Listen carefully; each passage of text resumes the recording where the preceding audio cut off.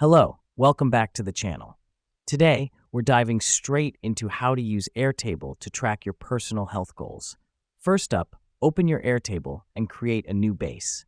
Let's name it Health Goals 2025. This is the starting point for all your health data. It's important because it keeps everything organized in one place. Now that we've done that, let's create a table for each specific health goal. For example, you might have tables for weight loss, nutrition, exercise, and sleep. These tables allow us to track different aspects of your health separately, ensuring you have a detailed picture of your progress. The reason we do this is to make sure we're not just jumbling all our information together.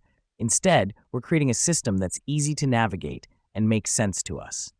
Next up, let's add fields to each table.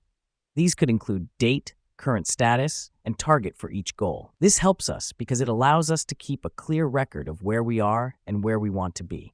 Now, let me explain why this matters. Keeping meticulous records not only helps us see our progress, but also keeps us motivated. It's all about creating a visual roadmap to our health goals.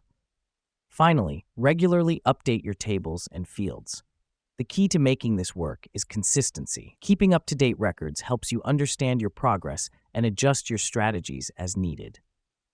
In conclusion, Airtable can be a powerful tool to track your personal health goals.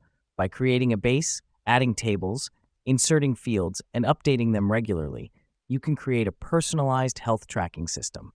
Remember, the goal is progress, not perfection. Thanks for watching, and here's to a healthier you in 2025.